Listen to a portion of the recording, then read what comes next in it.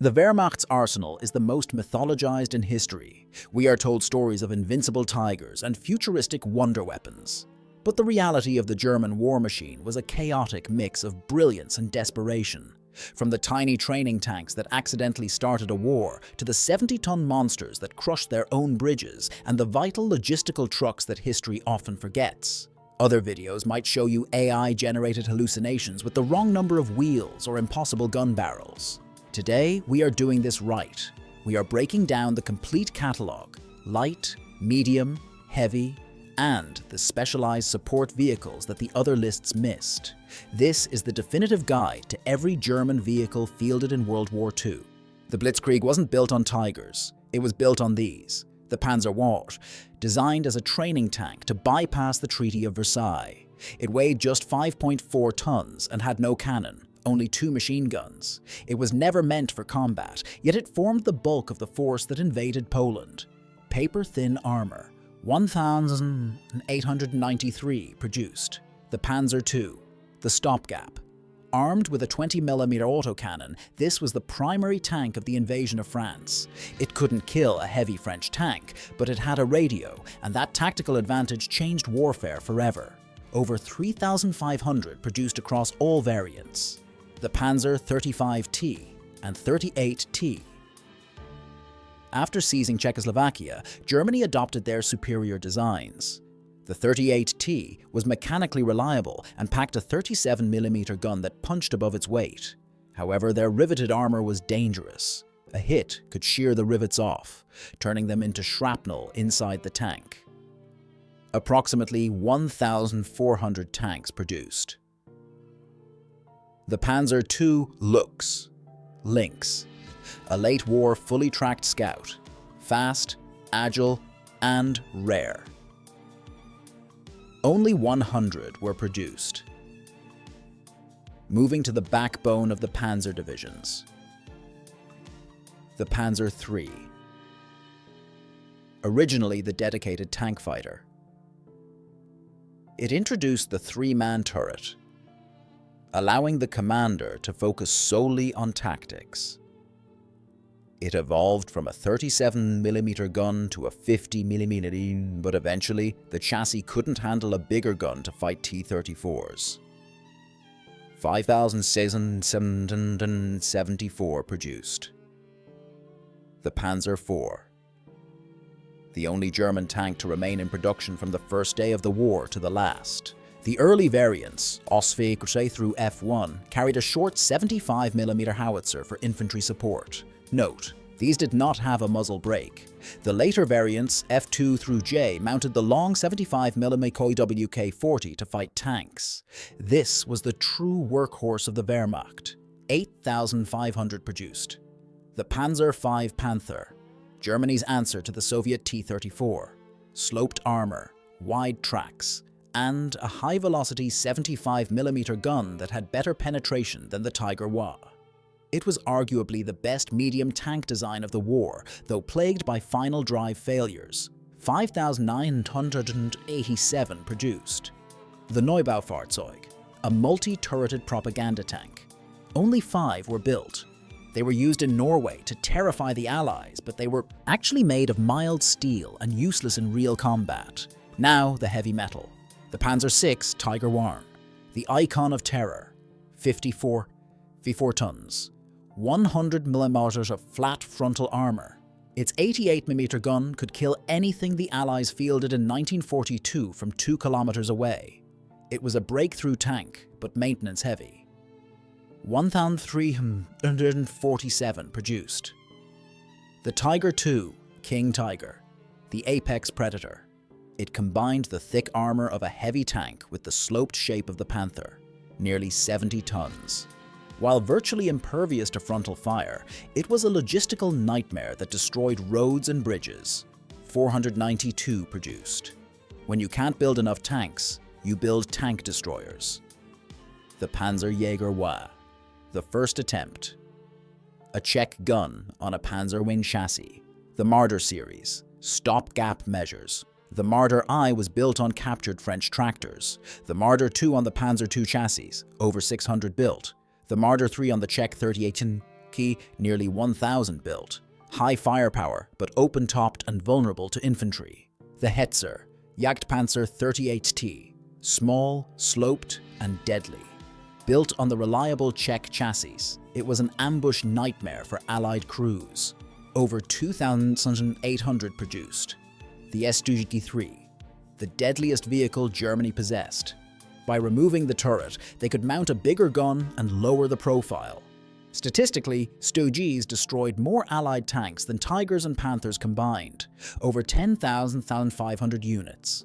The StuG IV, often confused with the III, but built on the Panzer IV chassis. Look at the wheels. It has 8 road wheels per side, distinct from the StuG III, 1,000 produced.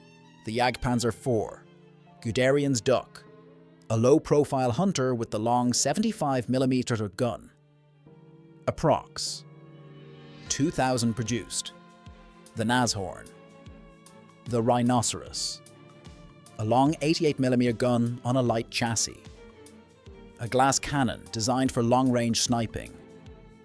494 produced. The Jagdpanther, the perfect tank destroyer. Fast, well-armored, and armed with the lethal 88mm. Around 400 produced. The Ferdinand, Elefant, built on rejected Porsche Tiger hulls. A sluggish bunker buster. Only 91 produced. The Jagdtiger, the heaviest fighting vehicle to see service. 71 tons. Its 128mm gun could shoot through a house to kill a tank on the other side. Around 80 produced. Many catalogues miss these, but they were vital. The Sturmpanzer IV, a 130mm gun on a tiny Panzer IV, comically top-heavy.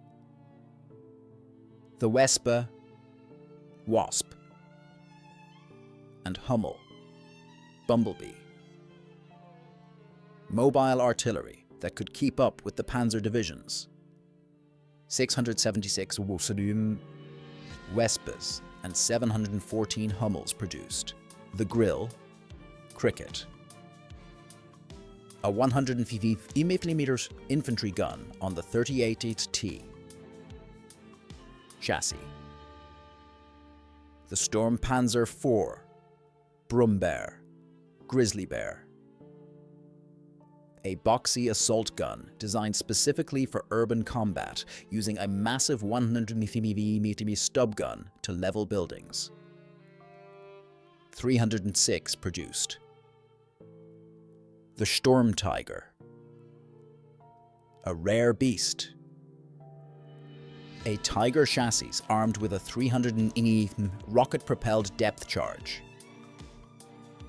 Designed to demolish entire city blocks in the Warsaw Uprising. Only 18 produced. The skies belonged to the Allies, so Germany needed mobile AA. The Flak Panzer I and 38T, interim solutions with almost no crew protection. The Wirbelwind, Whirlwind, a Panzer IV with a quad 20mm turret. It created a wall of lead. Approx. 100 produced. The Ostwind, East Wind, replaced the quad guns with a single powerful 37mm flak cannon. Approx. 40 produced. The Coelian, a Panther with twin 37mm guns in an enclosed turret. This was only a prototype mock-up, never fully fielded. Reconnaissance, the StuG 222, the classic light scout car. The StuG 234-2 Puma, the best armored car of the war. Fast, 8 wheels, and a 50mm gun. Only 101 produced. The StuG 251, Hanomag, The battle taxi of the Panzer Grenadiers. Over 15,252. Built. The StuG 250. The smaller, lighter cousin often used for recon. Over 6,000 produced. The prime movers. The StuG 7, 10, and 11. Half-tracks designed to tow artillery. The StuG 9. FAMO, the heavy lifter. It took 3 of these chained together to tow a StuGTiger. The Kettenkrad, a motorcycle tank hybrid designed for paratroopers, but famous for navigating the deep Russian mud. Over 8,000 produced. The Opel Blitz, the real backbone of the Wehrmacht. While propaganda showed tanks, 80% of the army relied on horses and this truck. Over 100,000 produced. The RSO, Raupenschlepper Ost, a tracked tractor designed purely to drag supplies through the brutal Eastern Front winter. The Kubelwagen and Schwimmwagen. Germany's answer to the Jeep. The Schwimmwagen was the most mass-produced amphibious car in history. Over 14,000 units. The Panzer VIII Maus. The heaviest tank ever built. 108 tons. Only 2 prototypes were completed. It was a technological marvel, but a strategic failure. The E-Series and Ratte. While the E-100 hull was built, the 1,000-ton Landkreuzer Ratte existed only on paper. They represent the megalomania of the final days. That is the reality of the German arsenal. From the paper Panzer to the 188-ton Maus. We tried to include the vehicles the other channels missed, like the Brummbär and the Neubaufahrzeug, and get the details right, like the muzzle brakes and wheel counts. Did we miss your favorite obscure variant? Let us know in the comments below. Next, we are heading to the Pacific to catalog the Imperial Japanese Army. Subscribe so you don't miss it.